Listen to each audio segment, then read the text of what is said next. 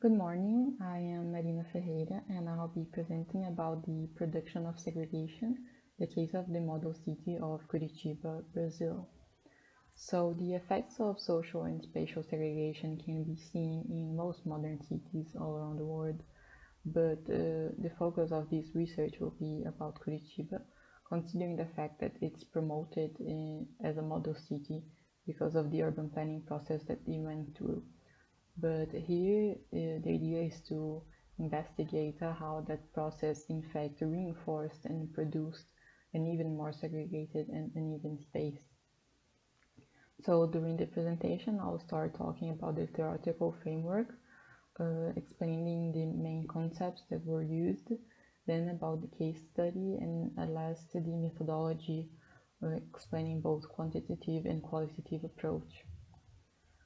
So social exclusion can be defined as a complex and multifaceted process configured from the conjugation of material and subjective dimensions involving the individual and his relationship with society. Silver Miller also defines some characteristics of social inclusion, being it's multidimensional, it is dynamic and processual, it is relational, active, and related to the content.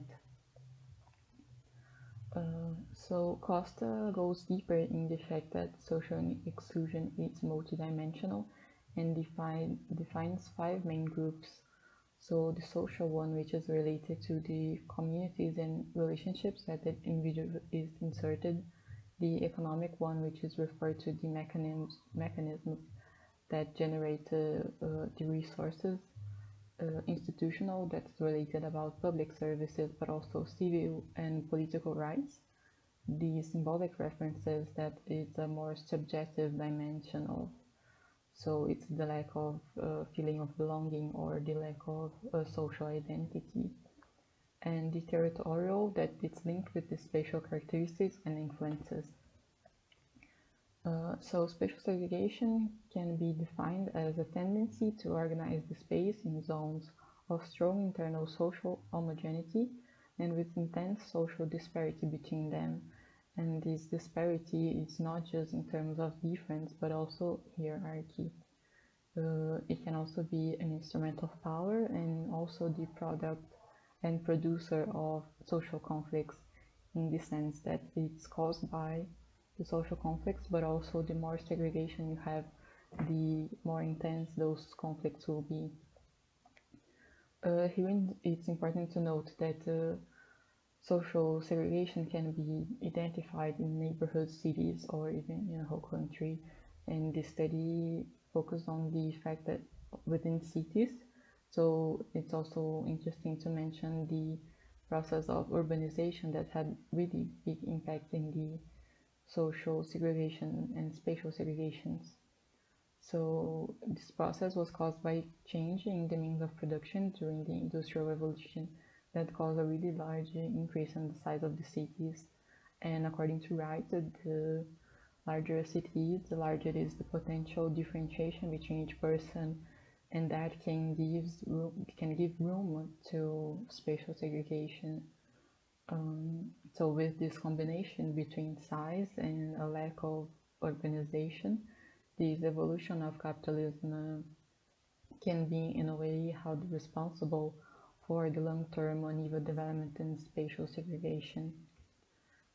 So some of the models that can be seen within cities of social spatial distribution, it's the model of Cole that defines the center as an area with higher incomes, and the further away you go from it, the less income and less social status you will have.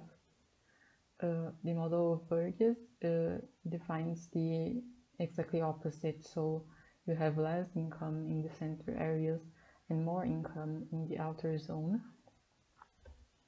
And the model of Hoyt, which is a combination between the rings and also a division in sectors, where the areas with high income are surrounded by medium income and the areas of low income are in the complete opposite area.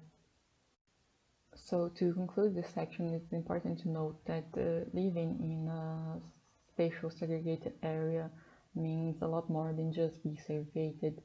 Means also to have unequal opportunities in social, economical, educational, and cultural levels.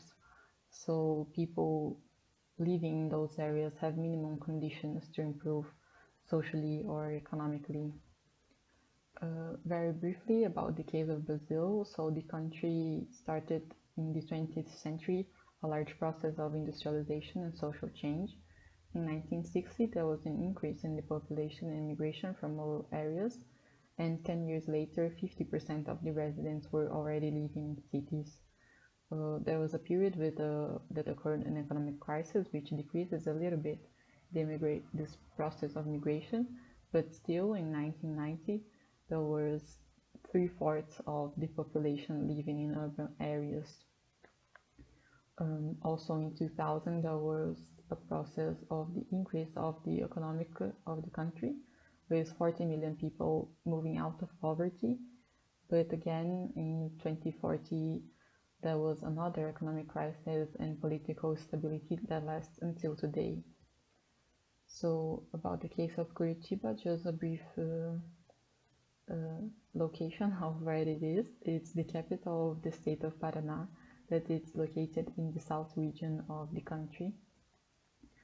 The city emerged as a small settlement in the 17th century, and it was officially founded in 1693. In the 80s, there was an improvement of the economy due to my mate herb, and it was from that point that the city started to really stand out in the country. In 1960, there was a coffee crisis where it happened the intensification of the migration, and also when the new urban planning strategies started. And 10 years later, the city started to stand out in the national and international series because of those planning strategies. But the thing is that those public investments, they were concentrated in the regions that represented more return and visibility and benefit to the state and to the dominant and allied groups. So that combined to the social housing policies that reinforce the spatial segregation, and also to the real estate market that raised the price of land in those areas that received more infrastructure. It really helped to reinforce the spatial segregation in the city.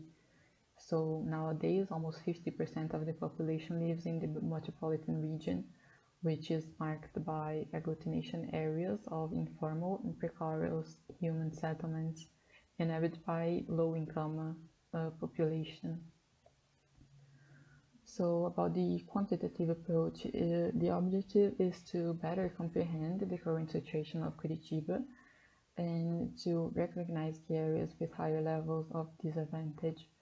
The method will be secondary data analysis using the sources of the Brazilian Institute of Geography and Statistics and also the Curitiba Institute of Research and Planning. The data will be divided in four main groups, so the economic, housing, educational and employment, and infrastructure, each one of them with different objectives. And it will be divided into phases, so the collection of data and the analysis of data. The first lasting 1 month and the second one 3 months. And for the qualitative approach, the idea is to understand the point of view of the population that is daily exposed to and affected by social inequalities in order to investigate if they perceive or not the impact that they can bring into their lives. So the method will be qualitative interviews through face-to-face surveys.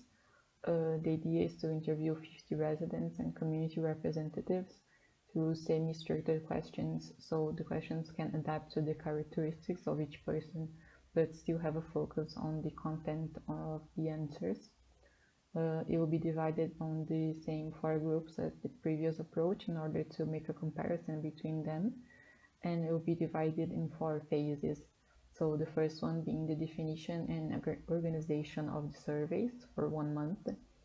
The second, the application of the surveys for 2 months. The third, the data analysis for 3 months.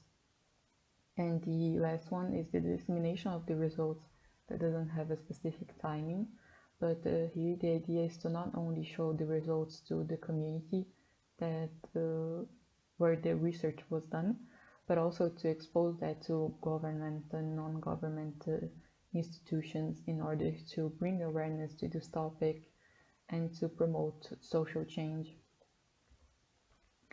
And this is the end of my presentation. Thank you so much for your attention.